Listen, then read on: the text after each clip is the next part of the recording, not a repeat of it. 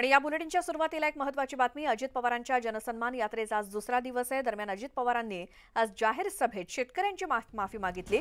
लोकसभेला इतका झटका बसलाय की कंबरड मोडलं राव, माफ करा, मात्र जो काम करतो तोच चुकतो, यापुढे कांदा निर्यात बंदी करणार नाही अशा शब्दात अजित पवारांनी माफी मागितली।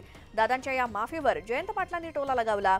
जब बूंद से गई वो हौद से नहीं आती, आता माफी मागून काय फायदा अशा शब्दात जयंत पाटलांनी अजित पवारांवर टीकास्त्र डागलं। अजित पवार यांची जनसन्मान यात्रा नाशिकमध्ये होती आणि या दरम्यान अजित पवारांनी शेतकऱ्यांची माफी मागितली।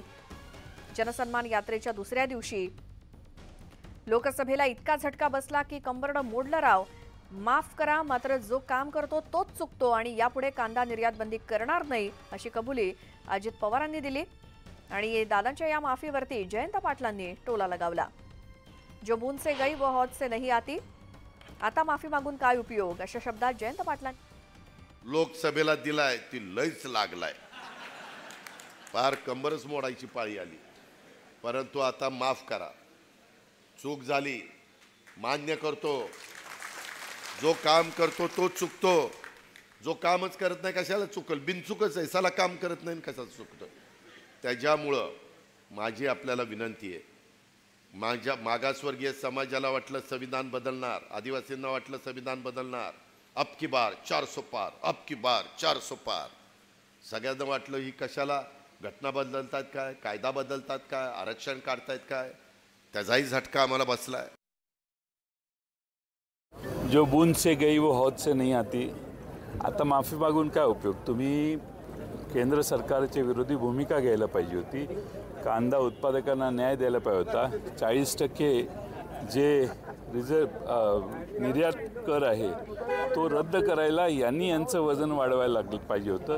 हे सगळे दिल्लीला जातात ते स्वतःची खुर्ची वाचवण्यासाठी, कांदा उत्पादकांसाठी कुणीच गेलं नाही। कांदा उत्पादकांसाठी गुजरातला न्याय मिळाला, त्यावेळी महाराष्ट्र गप्पच होता। तर सध्या महाराष्ट्रामध्ये महायुती सरकारच्या वतीने महिलांसोबतच इतर नागरिकांसाठी अनेक योजना सुरू करण्यात आल्या आहेत। त्यावरती फक्त काही महिन्यांपुरताच या योजना असल्याचं म्हणत विरोधकांकडून सातत्याने टीका केली जाते। यावरून आज जनसन्मान यात्रेतून अजित पवारांनी विरोधकांना उत्तर दिलं। माझ्या मनात खोट नाही, मी काम करणारा माणूस आहे, योजना सुरू ठेवण्यासाठी आम्हाला पुन्हा सत्तेत आणा असं आवाहन अजित पवारांनी लाडक्या बहिणींना केलं।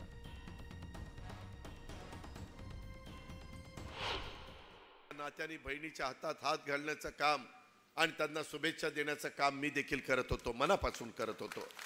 माझ्या मनात खोट नाहीये, मी अतिशय स्पष्ट बोलणारा कार्यकर्ता म्हणून माझी ओळख आहे।